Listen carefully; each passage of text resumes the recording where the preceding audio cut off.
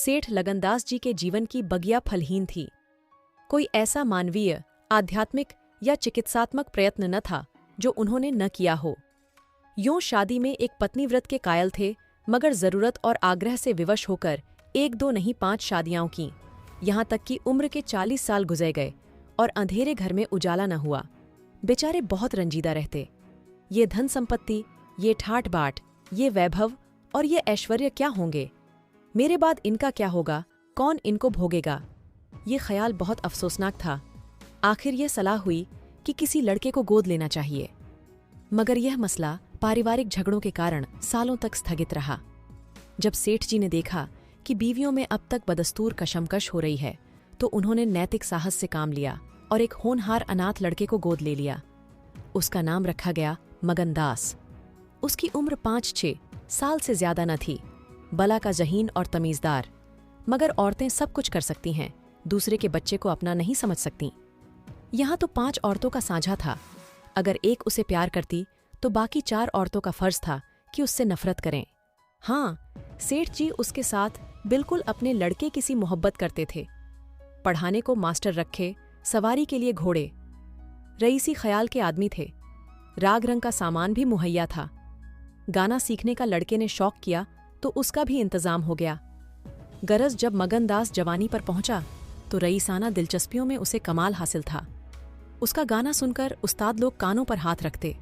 शहसवार ऐसा कि दौड़ते हुए घोड़े पर सवार हो जाता। डील डॉल शक्ल सूरत में उसका सा अलबेला जवान दिल्ली में कम होगा। शादी का मसला पेश हुआ। नागपुर के करोड़पति सेठ मक्खनलाल बहुत लहराए हुए थे। उनकी लड़की से शादी हो गई। धूमधाम का जिक्र किया जाए तो किस्सा वियोग की रात से भी लंबा हो जाए। मक्खनलाल का उसी शादी में दिवाला निकल गया। इस वक्त मगनदास से ज्यादा ईर्ष्या के योग्य आदमी और कौन होगा?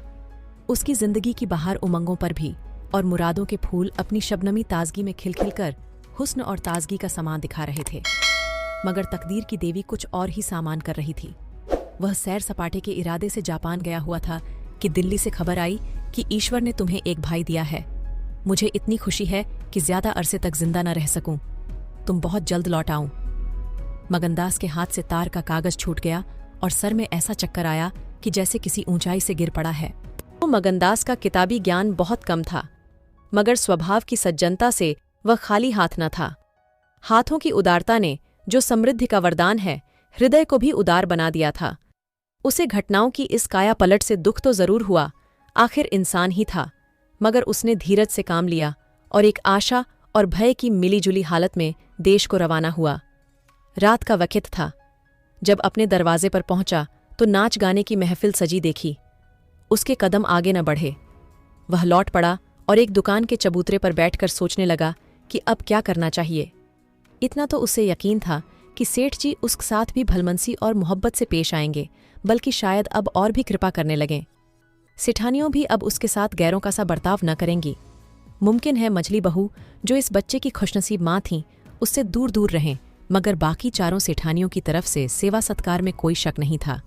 उनकी डाह से वह फायदा उठा सकता था। उसके स्वाभिमान ने यह गवारा न किया कि जिस घर में मालिक की हैसियत से रहता था, उसी घर में अब एक आश्रित की हैसियत से जिंदगी बसर करे। उसने फैसला कर लिया कि सब यहाँ रहना न मुनासिब है, न मसलहत। मगर जाऊं कहाँ? न कोई ऐसा फन सीखा, न कोई ऐसा इल्म हासिल किया जिससे रोजी कमाने की सूरत पैदा होती। रईसाना दिलचस्पियां उसी वक्त तक कद्र की निगाह से देखी जाती हैं जब तक कि वे रईसों के आभूषण रहें। जीविका बनकर वे सम्मान के पद से गिर जाती है। अपनी रोजी हासिल करना तो उसके लिए कोई ऐसा मुश्किल काम न था। किसी सेठ साहूकार के यहाँ मुनीम बन सकता था, किसी कारखाने की तरफ से एजेंट हो सकता था, मगर उसके कंधे पर एक भारी जुआ रखा हुआ था। उसे क्या करे? एक बड़े सेठ की लड़की जिसने लाड प्यार में परवरिश पाई, उससे ये कंगाली की तकलीफें क्यों कर झेली जाएंगी? क्या मक्खनलाल की लाडली बेटी एक ऐसे आदमी के साथ रहना पसंद करेगी जिसे रात की रोटी का भी ठिकाना नहीं? मगर इस फिक्र में अपनी जान क्यों खपाऊं? मैंने अपनी मर्जी से शादी नहीं की। मैं बराबर इनकार करता रहा। सेठ जी ने जबरदस्ती मेरे पैरों में बेड़ी डाली है। अब वहीं इसके जिम्मेदार हैं, मुझसे कोई वास्ता नहीं। लेकिन जब उसने दोबारा ठंडे दिल से इस मसले पर गौर किया तो बचाव की कोई सूरत नजर न आई। आखिरकार उसने यह फैसला किया कि पहले नागपुर चलूं, जरा उन महारानी के तौर तरीके को देखूं, बाहर ही बाहर उनके स्वभाव की मिजाज की जांच करूं। उस वक्त तय करूंगा कि मुझे क्या करके चाहिए। अगर रईसी की बू उनके दिमाग से निकल गई है और मेरे साथ रूखी रोटियां खाना उन्हें मंजूर है तो इससे अच्छा फिर और क्या। लेकिन अगर वह अमीरी ठाट बाट के हाथों बिकी हुई है तो मेरे लिए रास्ता साफ है। फिर मैं हूं और दुनिया का गम। ऐसी जगह जाऊं जहां किसी परिचित की सूरत सपने में भी ना दिखाई दे। गरीबी की जिल्लत नहीं रहती अगर अजनबियों में जिंदगी बसर की जाए। इस तरह दिल में जिंदगी का नक्शा बनाकर मगनदास अपनी मर्दाना हिम्मत के भरोसे पर नागपुर की तरफ चला, उस मल्लाह की तरह जो किश्ती और पाल के बगैर नदी की उमड़ती हुई लहरों में अपने को डाल दे। 3 शाम के वक्त सेठ मक्खनलाल के सुंदर बगीचे में सूरज की पीली किरणें मुरझाए हुए फूलों से गले मिलकर विदा हो रही थीं। बाग के बीच में एक पक्का कुआं था और एक मौलसिरी का पेड़। कुएं के मुंह पर अंधेरे की नीली सी नकाब थी, पेड़ के सिर पर रोशनी की सुनहरी चादर। इसी समय एक नौजवान थका मांदा कुएं पर आया और लोटे से पानी भरकर पीने के बाद जगत पर बैठ गया। मालिन ने पूछा, कहाँ जाओगे? मगनदास ने जवाब दिया कि जाना तो था बहुत दूर, मगर यहीं रात हो गई। यहाँ कहीं ठहरने का ठिकाना मिल जाएगा? मालिन, चले जाओ सेठ जी की धर्मशाला में, बड़े आराम की जगह है। मगनदास, धर्मशाला में तो मुझे ठहरने का कभी संयोग नहीं हुआ। कोई हर्ज न हो तो यहीं पड़ा रहूं। यहाँ कोई रात को रहता है? मालिन, भाई, मैं यहाँ ठहरने को न कहूंगी। ये बाई जी की बैठक है। झरोखे में बैठकर सैर किया करती हैं। कहीं देखभाल लें तो मेरे सिर में एक बाल भी न रहे।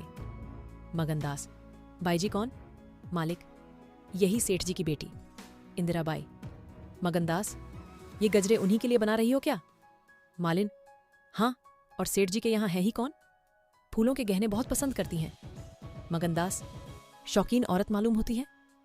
मालिन, भाई, यही तो बड़े आदमियों की बातें हैं। वे शौक न करें तो हमारा तुम्हारा निबाह कैसे हो? और धन है किस लिए? अकेली जान पर 10 लौंडियाओं हैं। सुना करती थी कि भगवान आदमी का हलभूत जोतता है, वह अपनी आंखों देखा। आप ही आप पंखा चलने लगे, आप ही आप सारे घर में दिन का सा उजाला हो जाए। तुम झूठ समझते होगे, मगर मैं आंखों देखी बात कहती हूं। उस गर्व की चेतना के साथ जो किसी नादान आदमी के सामने अपनी जानकारी के बयान करने में होता है, बूढ़ी मालिन अपनी सर्वज्ञता का प्रदर्शन करने लगी। मगनदास ने उकसाया, होगा भाई, बड़े आदमी की बातें निराली होती हैं। लक्ष्मी के बस में सब कुछ है, मगर अकेली जान पर 10 लौंडियां? समझ में नहीं आता। मालिन ने बुढ़ापे के चिड़चिड़ेपन से जवाब दिया, तुम्हारी समझ मोटी हो तो कोई क्या करे? कोई पान लगाती है, कोई पंखा झलती है, कोई कपड़े पहनाती है। 2000 रुपये में तो सेज गाड़ी आई थी, चाहो तो मुंह देख लो, उस पर हवा खाने जाती है। एक बंगालिन गाना बजाना सिखाती है, मेम पढ़ाने आती है, शास्त्री जी संस्कृत पढ़ाते हैं। कागज पर ऐसी मूरत बनाती हैं कि अब बोली और अब बोली। दिल की रानी है, बेचारी के भाग फूट गए। दिल्ली के सेठ लगनदास के गोद लिए हुए लड़के से ब्याह हुआ था, मगर राम जी की लीला 70 बरस के मुर्दे को लड़का दिया, कौन पतियाएगा? जब से यह सुनावनी आई है तब से बहुत उदास रहती हैं। एक दिन रोती थीं। मेरे सामने की बात है। बाप ने देख लिया, समझाने लगे, लड़की को बहुत चाहते हैं, सुनती हूं दामाद को यहीं बुलाकर रखेंगे। नारायण करे, मेरी रानी दूधों नहाए पूतों फले। माली मर गया था, उन्होंने आड़ न ली होती तो घर भर के टुकड़े मांगती। मगनदास ने एक ठंडी सांस ली। बेहतर है, अब यहां से अपनी इज्जत आबरू लिए हुए चल दो। यहां मेरा निबाह न होगा। इंदिरा रईस सजादी है, तुम इस काबिल नहीं हो कि उसके शौहर बन सको। मालिन से बोला, तो धर्मशाला में जाता हूं, जाने वहां खाट वाट मिल जाती है कि नहीं, मगर रात ही तो काटनी है, किसी तरह कट ही जाएगी। रईसों के लिए मखमली गद्दे चाहिए, हम मजदूरों के लिए पुआल ही बहुत है। ये कहकर उसने लुटिया उठाई, दंदा संभाला और दर्द भरे दिल से एक तरफ चल दिया। उस वक्त इंदिरा अपने झरोखे पर बैठी हुई इन दोनों की बातें सुन रही थी। कैसा संयोग है कि स्त्री को स्वर्ग की सब सिद्धियां प्राप्त हैं और उसका पति आवारों की तरह मारा मारा फिर रहा है। उसे रात काटने का ठिकाना नहीं। मगनदास निराश विचारों में डूबा हुआ शहर से बाहर निकल आया और एक सराय में ठहरा, जो सिर्फ इसलिए मशहूर थी कि वहां शराब की एक दुकान थी। यहाँ आसपास से मजदूर लोग आ आकर अपने दुख को भुलाया करते थे। जो भूले भटके मुसाफिर यहाँ ठहरते, उन्हें होशियारी और चौकसी का व्यावहारिक पाठ मिल जाता था। मगनदास थका मांदा था ही एक पेड़ के नीचे चादर बिछाकर सो रहा, और जब सुबह को नींद खुली तो उसे किसी पीर औलिया के ज्ञान की सजीव दीक्षा का चमत्कार दिखाई पड़ा। जिसकी पहली मंजिल वैराग्य है। उसकी छोटी सी पोटली, जिसमें 2 कपड़े और थोड़ा सा रास्ते का खाना और लुटिया डोर बंधी हुई थी, गायब हो गई। उन कपड़ों को छोड़कर जो उसके बदन पर थे, अब उसके पास कुछ भी न था, और भूख, जो कंगाली में और भी तेज हो जाती है, उसे बेचैन कर रही थी। मगर वह दृढ़ स्वभाव का आदमी था। उसने किस्मत का रोना न रोया और किसी तरह गुजर करने की तरकीब सोचने लगा। लिखने और गणित में उसे अच्छा अभ्यास था, मगर इस हैसियत में उससे फायदा उठाना असंभव था। उसने संगीत का बहुत अभ्यास किया था। किसी रसिक रईस के दरबार में उसकी कद्र हो सकती थी, मगर उसके पुरुषोचित अभिमान ने इस पेशे को अख्तियार करने इजाजत न दी। हाँ, वह आला दर्जे का घुड़सवार था और यह फन मजे में पूरी शान के साथ उसकी रोजी का साधन बन सकता था। यह पक्का इरादा करके उसने हिम्मत से कदम आगे बढ़ाए। ऊपर से देखने पर यह बात यकीन के काबिल नहीं मालूम होती, मगर वह अपना बोझ हल्का हो जाने से इस वक्त बहुत उदास नहीं था। मर्दाना हिम्मत का आदमी ऐसी मुसीबतों को उसी निगाह से देखता है जिसमें एक होशियार विद्यार्थी परीक्षा के प्रश्नों को देखता है। उसे अपनी हिम्मत आजमाने का, एक मुश्किल से जूझने का मौका मिल जाता है। उसकी हिम्मत अजनाने ही मजबूत हो जाती है। अक्सर ऐसे मार के मर्दाना हौसले के लिए प्रेरणा का काम देते हैं। मगनदास इस जोश से कदम बढ़ाता चला जाता था कि जैसे कामयाबी की मंजिल सामने नजर आ रही है, मगर शायद वहां के घोड़ों ने शरारत और बिगड़ैलपन से तौबा कर ली थी, या वे स्वाभाविक रूप से बहुत मजे में धीमे धीमे चलने वाले थे। वह जिस गांव में जाता, निराशा को उकसाने वाला जवाब पाता। आखिरकार शाम के वक्त जब सूरज अपनी आखिरी मंजिल पर जा पहुंचा था, उसकी कठिन मंजिल तमाम हुई। नागरघाट के ठाकुर अटल सिंह ने उसकी चिंता को समाप्त किया। यह एक बड़ा गांव था। पक्के मकान बहुत थे, मगर उनमें प्रेतात्माएं आबाद थीं। कई साल पहले प्लेग ने आबादी के बड़े हिस्से को इस क्षण भंगुर संसार से उठाकर स्वर्ग में पहुंचा दिया था। इस वक्त प्लेग के बचे खुचे वे लोग गांव के नौजवान और शौकीन, जमींदार साहब और हल्के के कारगुजार और रोबीले थानेदार साहब थे। उनकी मिलीजुली कोशिशों से गांव में सतयुग का राज था। धन दौलत को लोग जान का अजाब समझते थे, उसे गुनाह की तरह छुपाते थे। घर घर में रुपये रहते हुए लोग कर्ज ले लेकर खाते और फटेहालों की तरह रहते थे। इसी में निबाह था। काजल की कोठरी थी, सफेद कपड़े पहनना उन पर धब्बा लगाना था। हुकूमत और जबरदस्ती का बाजार गर्म था। अहीरों के यहाँ आंजन के लिए भी दूध न था। थाने में दूध की नदी बहती थी। मवेशी खाने के मुहर्रिर दूध की कुल्लियाँ करते थे। इसी अंधेर नगरी को मगनदास ने अपना घर बनाया। ठाकुर साहब ने असाधारण उदारता से काम लेकर उसे रहने के लिए एक मकान भी दे दिया, जो केवल बहुत व्यापक अर्थों में मकान कहा जा सकता था। इसी झोंपड़ी में वह 1 हफ्ते से जिंदगी के दिन काट रहा है। आगे की कहानी अगले भाग में। पूरा वीडियो देखने के लिए चैनल को सब्सक्राइब कीजिए और बेल आइकन को दबा दीजिए ताकि हमारा नोटिफिकेशन आपको तुरंत मिल जाए।